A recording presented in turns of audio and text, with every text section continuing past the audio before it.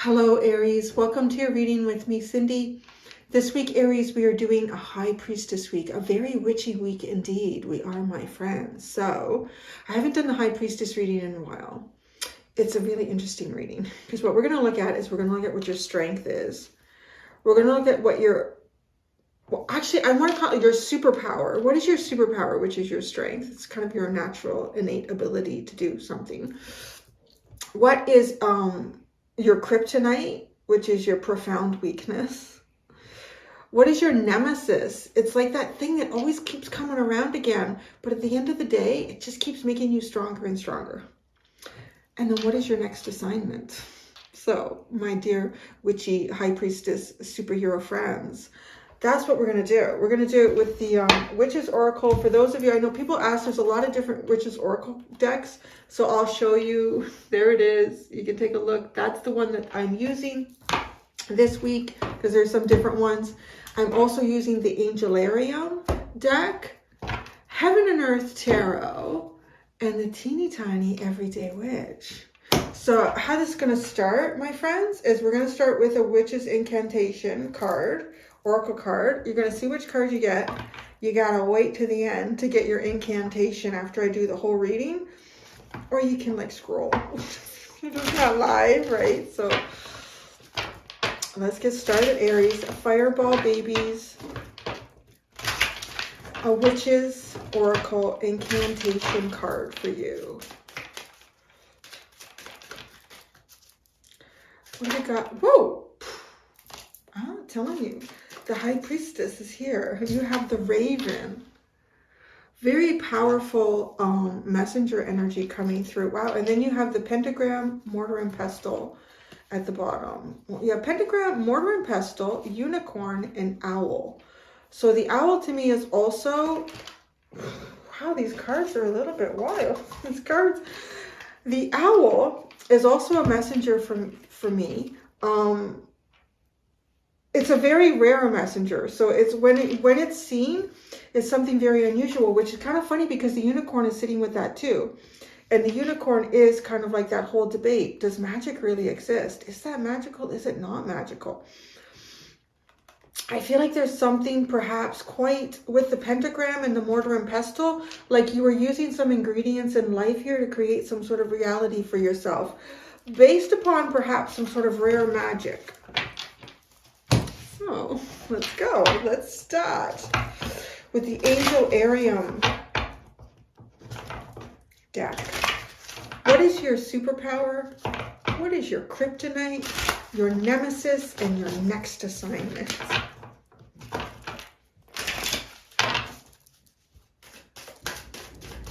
Aries. Your superpower is annihilation. Fireball baby. Is eliminating the competition, I'm hearing, so that's interesting. Your kryptonite is your spirituality. Wow, that's really interesting. So your weak, okay, this is, because your strength is annihilation. So this is having the capacity, I guess, to eliminate, you can eliminate any competition that you need to. There's definitely, you know, it's the Tower card that kind of I'm seeing here. If I wanted to connect some sort of a tarot energy to it.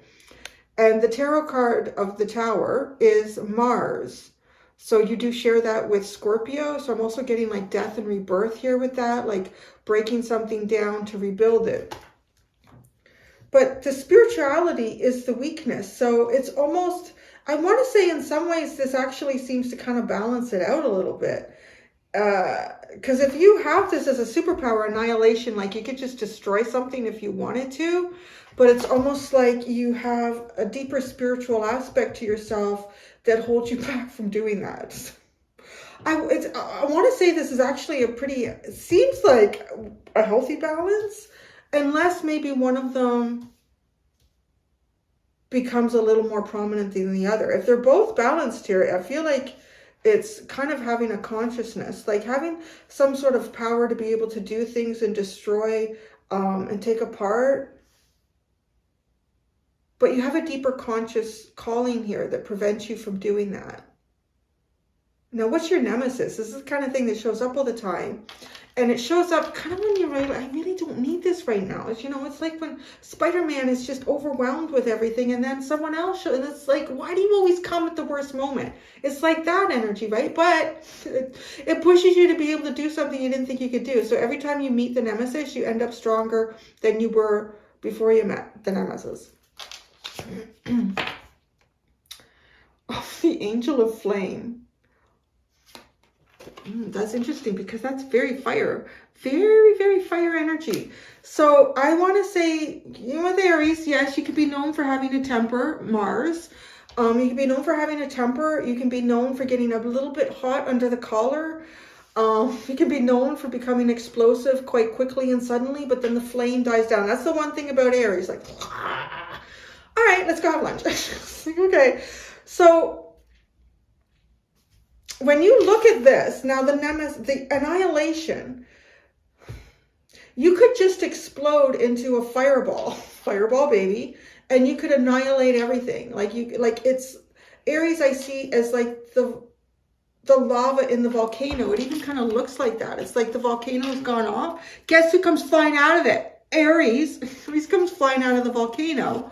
And what does it do? The volcano annihilates everything. Except diamonds, which is also interesting though, because diamonds are created under time and pressure, and diamonds are also in April's birthstone, so that will encompass a portion of Aries there. I want to say likely the greater portion, because there are more days in April that represent Aries than in May or March. So you can annihilate everything here. You want to, except certain things that have been created under time and pressure, which those are also things that just feel like they stand the test of time. So things that are perhaps meant to come down, like a tower moment, something's not meant to stay together here. But the Angel of Flame, so I want to say that your temper could get the better of you at times, your anger, your intensity. You know, it might show up at a time where I wish I hadn't lost my head, or I wish I hadn't, you know, there could be some regret with the Nemesis here, with the Angel of Flame, because it does come in quick, but then it dissipates quickly.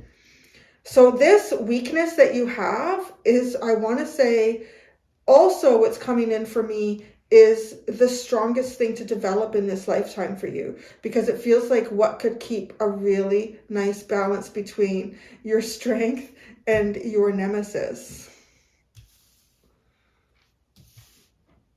What's your next assignment? The Angel of Memory. Wow. The Angel of Memory. So in some ways, there's something from your past. There's something that you learned from your past. You're going to utilize that. You're going to exercise something that you've learned from your past here. The bottom is Angel of Visions. I think oh no, they're not mostly in the upright. Angel of Visions and Root connection, Yesod. You're connecting some sort of pieces of a puzzle of yourself together here and forming a vision. Your root chakra, right? It says root connection. That's a chakra I would associate with Aries, the root, the intensity.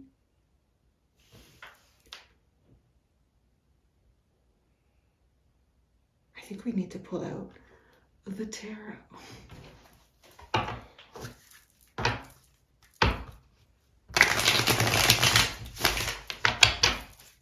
There's some sort of memories here that are meant to move you forward, to reclaim a memory,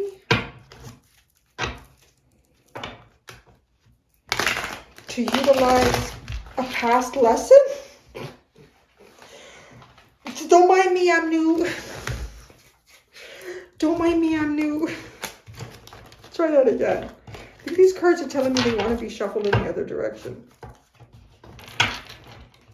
They want to face outwardly.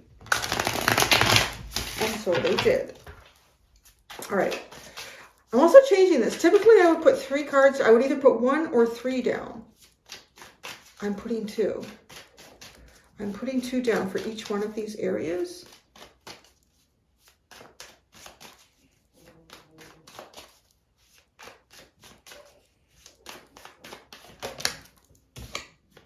First one, for your strength, annihilation, the 5 of Cups, loss of, oh shit.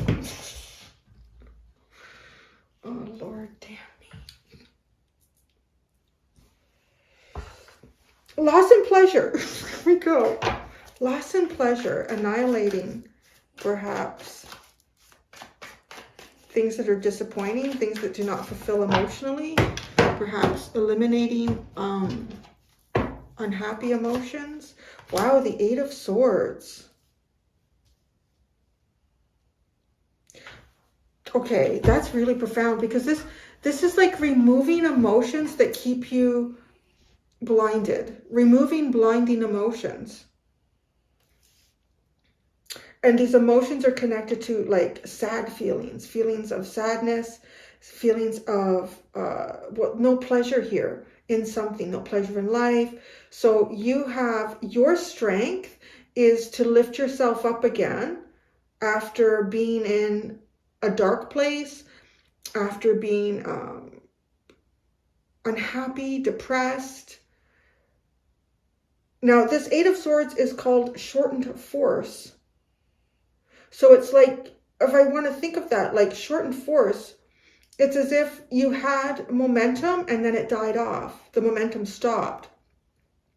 So, and that momentum seems to stop because of some sort of an emotional block. But your strength or your superpower is to annihilate that. It is to remove emotional blocks that prevent your momentum from moving forward.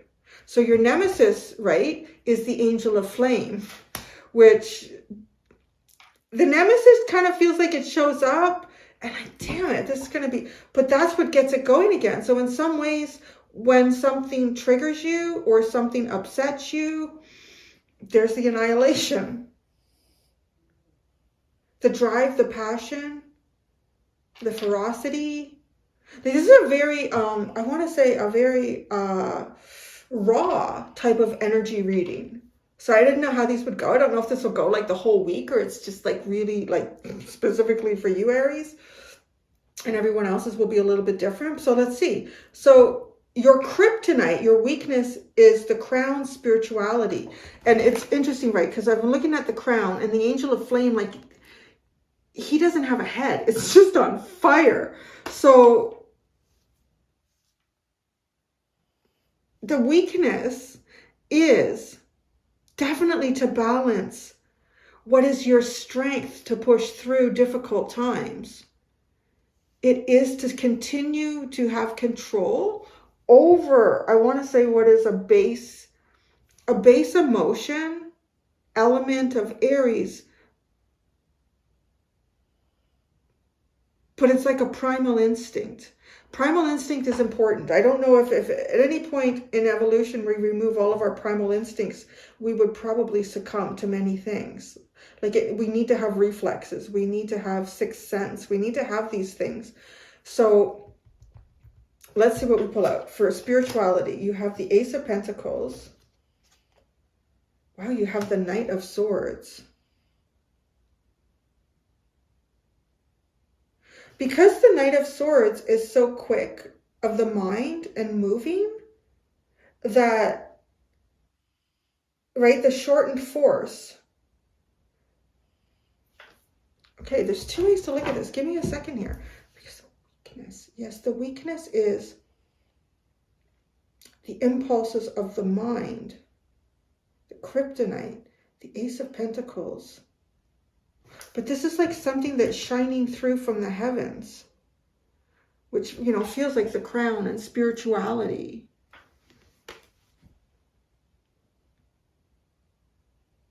Breaking through barriers. I think you're a bit of a sudden shock. You can be, I want to say it could almost feel like you come out of left field. And probably in circumstances when you might be discounted here. And I want to say you might be discounted by others for obvious reasons. Like both of these people in these tarot cards are looking down. And one is completely blindfolded. There's no sign of movement there in any way. But it's almost like that's your strength, right? Like that's your strength.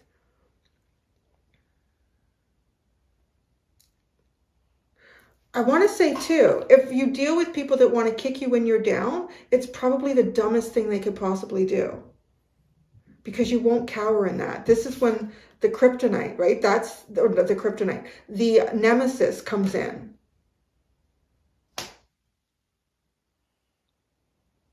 So there's an element of you here that I think can become blinded to even, you know, the universe trying to show you a way, trying to show you a direction. And this could be a swift direction out of something, a swift direction towards succeeding in something or claiming something, establishing something. But your emotions can knock you down. And I honestly really am getting this feeling like a nemesis could be the best thing for you.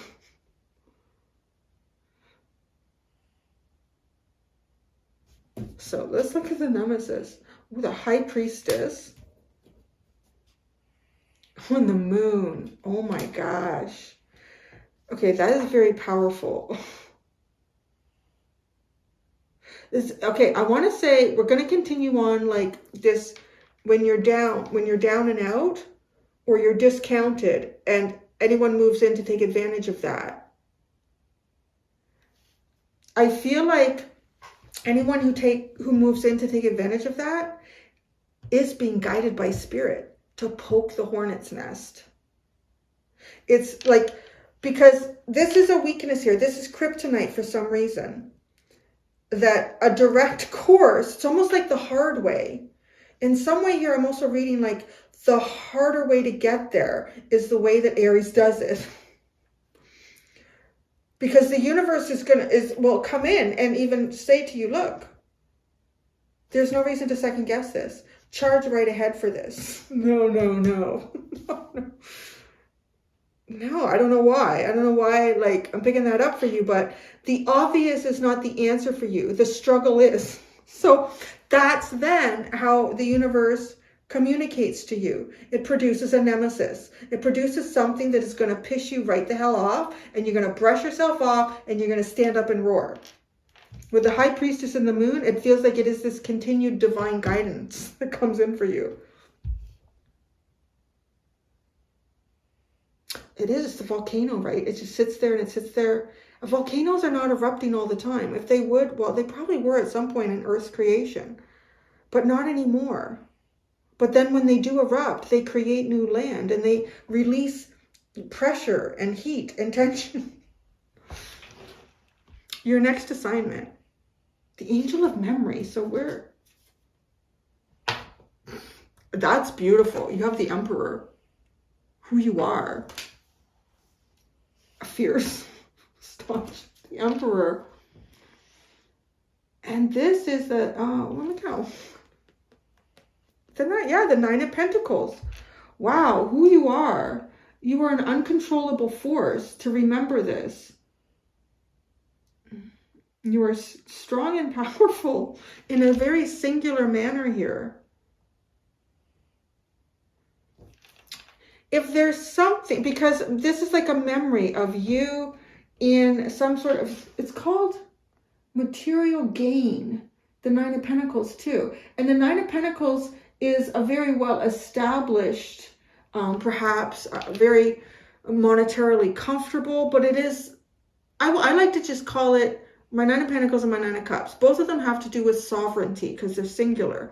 And this is a material way. So your physical sovereignty in some way here. And with the Emperor, the memory of this. So maybe there's something that you've been doing in a group recently, Maybe you've been relying on a group. Maybe you've been involved in some sort of group dynamic or even a couple dynamic, like partnerships in some ways. And this is to remember who you were before those dynamics. So I don't know, maybe there's a dynamic playing out that has you feeling very disappointed. Your needs aren't being met in this. You're feeling like your force has been shortened, like your ability to achieve something has been pulled back. Well, your strength is to annihilate these things. So, but remember, I feel like for some of you, maybe, well, you got the raven, like too, that's a different way. The universe really comes up with different ways to communicate to you. And the best way seems to light a fire under you, to keep you going. Oh, the Four of Pentacles, the Three of Pentacles, the Hanged Man. Interesting, right? Because we're talking about remembering yourself as in some form of self-leadership here. The memory of that.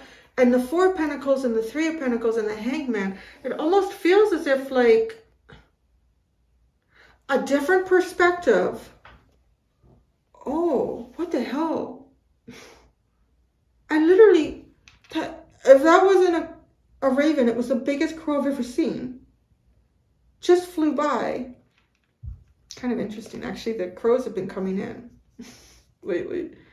Larry doesn't like them though. I think he thinks they're too big, but they wouldn't. I don't know. Anyways, let's get into that.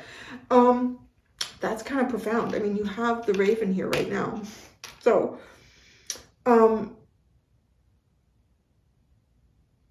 new ways of building.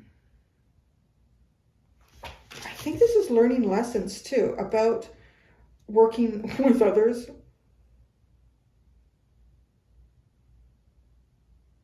There's a perspective change here. There's some kind of blocked energy. I don't know if I'm reading for you just in general. I'm just keeping this open. Like, is this just generally you, your lifetime? Is this a particular moment right now that you're dealing with in some area along this timeline is more prominent to you? Because there is something here about removing obstacles. And the Four of Pentacles could be seen as an obstacle, could be seen as something that's holding you back, or you're making the choice to hold yourself back. And it's backed up by some sort of collaborative energy, some sort of collaborative work with others. The Hangman is a different perspective. Teeny tiny tarot time. Oh, sounds like a fun teeny tiny tarot time.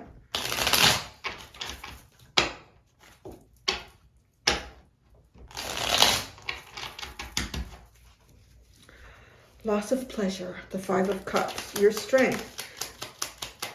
You find the deepest part of you. Wow. It's like adding moisture to it's like adding water to the volcano, which I imagine would increase the pressure and the volume, right? Wow. The steam. The steam. Well, that's interesting. I just watched a docu-program on, I don't even remember it, but the volcano that erupted in New Zealand just a few years ago. It's just like a volcano sticking out of the ocean. That's all it was. It was the top of a volcano sticking out of an ocean. And anyways, I don't want to blame it. It's like, you know, sometimes when you see the obvious right in front of you, although I'm going to say that right here because there is something about that. The obvious right in front of you. And we're adding steam to this scenario about a volcano. And it's bringing me to this. I don't know if you've watched it or you're familiar with the story, but they used to take tours of people to go and walk around the top of this volcano because it was sticking up out of the ocean. And it was just the top of the volcano. But it erupted like clockwork every 3 years. And they had like ratings for it. You know, if it was rated as 1, it was pretty docile. Rated by 2, it had just gone up. And after 2 is 3, it's erupting. So it had been 3 years since its last eruption, and it was sitting at a 2. So again, I want to say, you know, the universe is trying to say in a pretty obvious manner, we're getting ready to erupt. So there could be, I think, those that are not paying attention won't see the signs when you're ready to erupt as well, because there's a lot of emotion that comes in with annihilation. And it's almost like the depths of you, this builds up to the point that it explodes. So the volcano exploded, but it exploded with steam, intense steam and sulfur. It's like terrible, really terrible. Anyways, you know what I'm going to say? I think, the New Zealand government should take blame for it, because I don't know how you allow all these visitors to go to your island. I mean, people have to be responsible for themselves too, yes. But when the government's saying, it's okay, you can go to the islands. You know, it's like, it's bad. Anyways, they don't let people go there anymore. But that's like what's coming in here. There could be like, it's like, you know, how could you be so stupid to continue to push and poke the hornet's nest? It's a really interesting reading here, Aries. But I want to say, I think almost everybody like when we connect with each other, like I'm connecting with you, Spirit is using me as a vehicle to communicate to you. When I'm walking down the street and I might have a very quick casual conversation with another person, Spirit's utilizing that person to communicate with me and me to them. So I think this is happening all the time. And but it's being shown in a very like kind of in your face way here. When the Nemesis comes in, it has been guided by the High Priestess and the Moon. It is definitely Spirit guiding people to do this. You know what? Aries needs to do this. Aries needs to do this. Aries needs to do this. Poke the hornet's nest. See what happens. So it's also, but I think Spirit's also going to pick somebody who is also needing the lesson of what happens when you overpoke a hornet's nest. So, the Eight of Swords. The Nine of Swords, your mind. Oh, because your mind is fueled by fire. Your mind is fueled by fire. But there's, I guess too, I want to say the energy of Aries is not an energy that is, in its raw form, isn't, I would say, kosher with most of civilized society. Like it is an energy that, as an Aries person, as a lot of fire sign energy, you have to learn to pull back on it, because developed society isn't comfortable with it a lot of the times. So, because I think solutions for you could be easily found and quickly, and perhaps even more quickly produced, if you were living in, you know, the 15th century or the 14th century, but you're not. So you have a tendency here to get into your head and overthink and then feel trapped about things. And right, the Hierophant in Justice, it's like, well, I have to do the right thing. I have to do the right thing. I have to keep the balance in here. The Hierophant are the rules and the regulations that we all have created as a society to, as it is above, so be it below. But the one thing that I always find with the Hierophant, it is because the universe is changing. The cosmos are constantly in change, but Earth seems to want to get stuck into 3-dimension and stay in something that has been built and not change and transform it. Right? So, but what is volcano energy for? Change, transformation. Now, I can hardly wait to get over to the Nemesis here. So, the universe is like we showed you right up front, but Ace of Pentacles.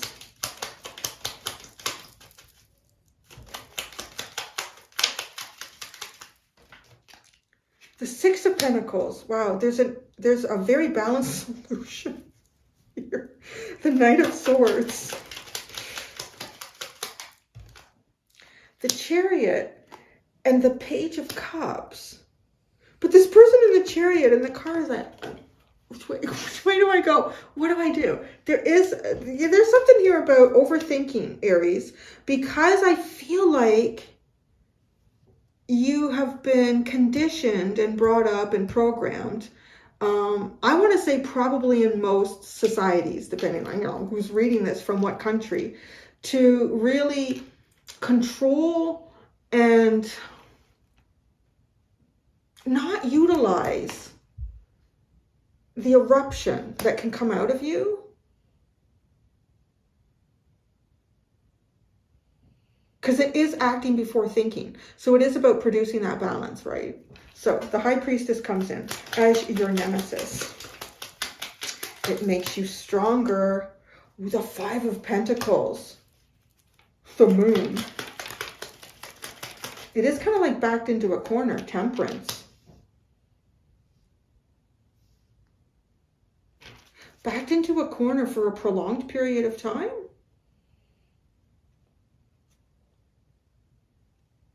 So some of you may find yourselves in work situations that you probably should have gotten out of a long time ago, or you stayed in them longer than you should have. You might find yourself in relationships that you probably should have gotten out of sooner than you did. Just things like that. Like probably shouldn't have stayed in it, but then when it's time to go, like you're just like go. So maybe there's something that you're working through right now with that, because you've got the Angel of Memory, right? Emperor, the Nine of Pentacles. This is your next assignment. The Seven of Swords, the Knight of Pentacles, and the Three of Wands.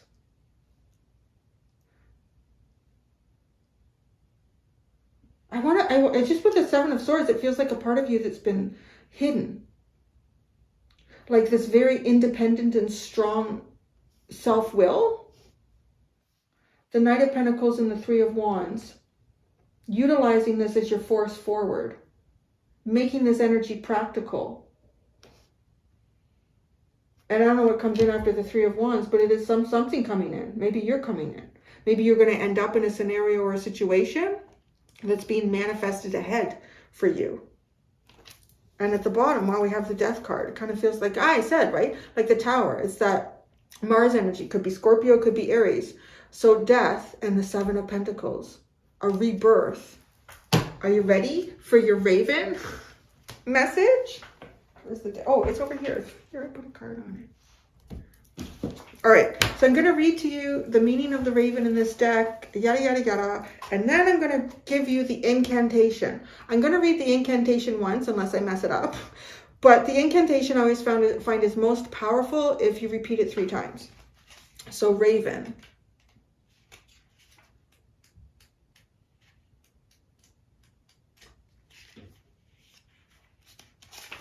Raven.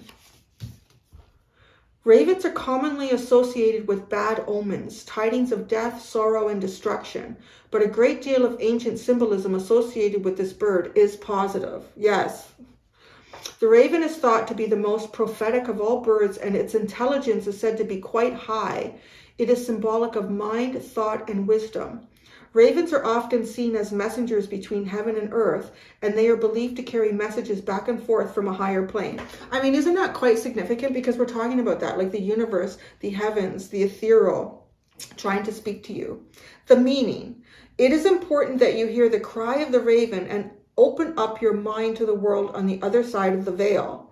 The wisdom of the ancestors and those who have gone before is there for the taking.